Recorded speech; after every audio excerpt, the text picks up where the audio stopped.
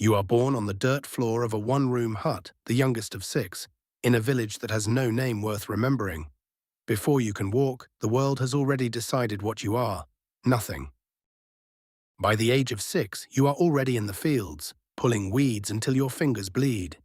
There is no childhood here, only the slow rhythm of survival from one harvest to the next. Every season the Lord's men ride in and take half of everything you grew. You watch your family's bread disappear into a stranger's wagon, and you learn the first law of this world: those above you eat first. Then comes the winter that takes your youngest sister. You bury her in frozen ground with your own hands, and something in you hardens that will never soften again. Most men born here die here, within sight of the same hut. But as you stand over that grave, you make a silent promise that you will not be one of them. The only question is how far the world will let you climb. You come of age as a serf, which means you are not quite a slave, but you are far from free. You belong to the land, and the land belongs to the Lord, so in the end, you belong to Him. Your days blur into endless labor, ploughing the Lord's fields before your own, mending His walls, hauling His stone. You may not leave the village, marry, or even grind your own grain without His permission. Step out of line and the bailiff's whip reminds you of your place. You swallow your pride 1,000 times, because pride is a luxury that men like you cannot yet afford. A single failed harvest sinks you into debt you can never repay. You are trapped, and you begin to believe the climb you promised yourself is nothing but a child's dream. And then, on a grey morning, the war drums come. The kingdom needs bodies for its army, and for the first time in your life, the world is offering you a door. All you have to do is be willing to die. They press a crude spear into your hands and call you a soldier. There is no armor, no training worth the name, only a line of frightened men like you and the promise of plunder if you live. You march for weeks on blistered feet, eating less each day, sleeping in mud and rain. By the time you see the enemy banners on the far ridge, half of you wants to run and the other half has nowhere left to go. Then the line breaks into chaos. Steel meets steel, men scream, and the world shrinks to the few feet of dirt you are standing on. You do not fight for the king or the cause, you fight to see tomorrow. When the dust settles, you are still breathing, standing among men who are not. Something about surviving changes you, and the fear in your chest hardens into something colder and far more useful. Your courage does not go unseen.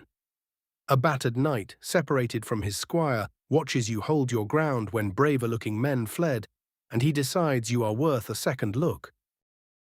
He takes you on as his squire, and for the first time you eat at a real table and sleep beneath a real roof. The work is endless, but it is work that climbs, and you intend to climb with it. You learn to care for his warhorse, mend his armor, and sharpen his blade until you can see your face in it. You watch how knights speak, how they stand, how they command, and you quietly make their habits your own. In stolen hours, you train with the sword until your arms shake. The boy who once held a crude spear is becoming a man who understands steel, and the difference will one day save your life. You follow your knight to a grand tournament where lords feast and ladies watch, and fortunes are won on the point of a lance. You stand at the edge of that glittering world, and you decide you will not stand at the edge forever. But glory is fragile.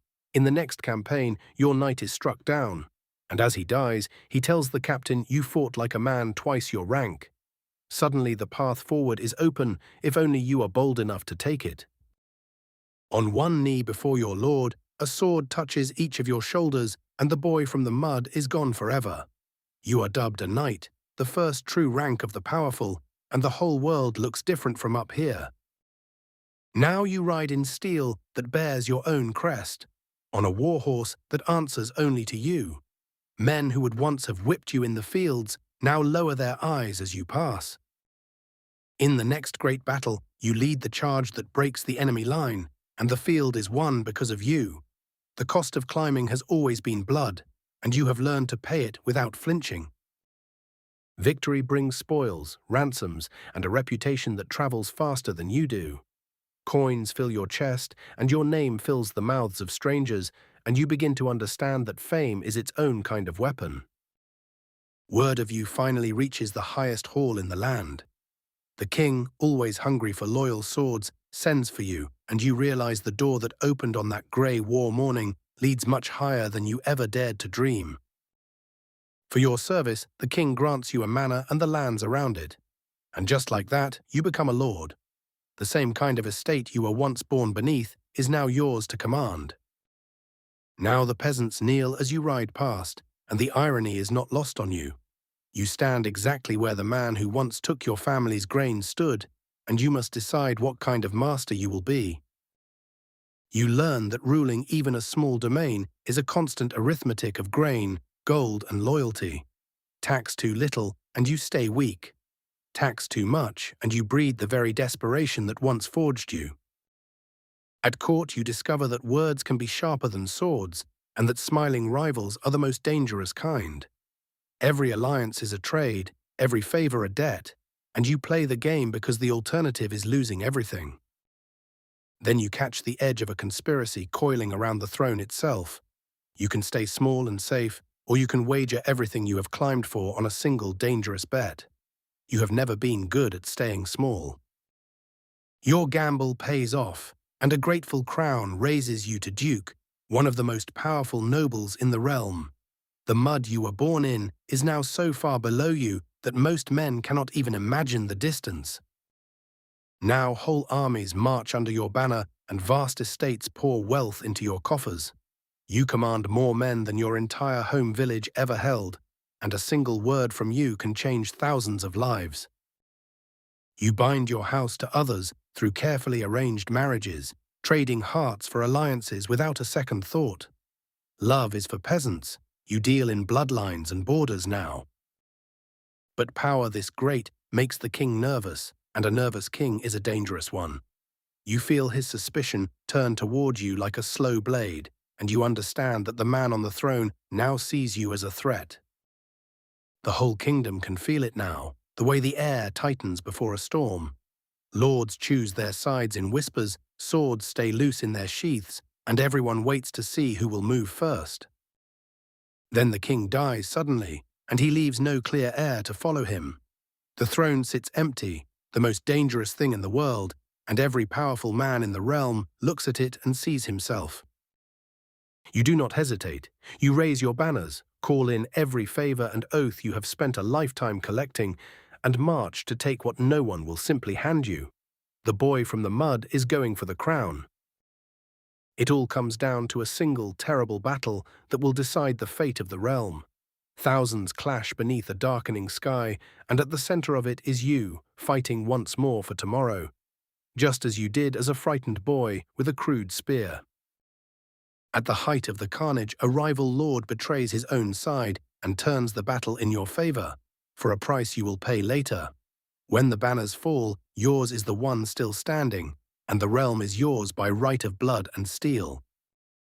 The crown that ruled your entire world is now within arm's reach, guarded by no one who can stop you. Everything you bled for, every humiliation you swallowed, has led to this single golden moment. In a cathedral blazing with candlelight, they place the crown upon your head, and a kingdom kneels before the boy who was born in the mud. You are the king now, the final rank, with no one left above you in all the world. But the crown is heavier than it looks. Every decision is now yours alone, every life in the realm rests on your judgment, and you quickly learn that the top of the world is the loneliest place on it. You raise armies and end wars, pardon some men and condemn others with a flick of your hand. The same power that once crushed you now flows through you, and you must choose, every single day, whether to be merciful or merely strong. Sometimes, in the quiet, you remember the dirt floor, the frozen grave, the whip and the spear. And you make sure that in your realm, a boy born in the mud might one day climb just as you did. You climbed every rank a man can climb, from nothing to everything, and you learned the oldest truth of all, that the higher you rise, the more you have to lose. If this was your life, the only question left is simple. How far would you have climbed? Subscribe and decide which life we live next.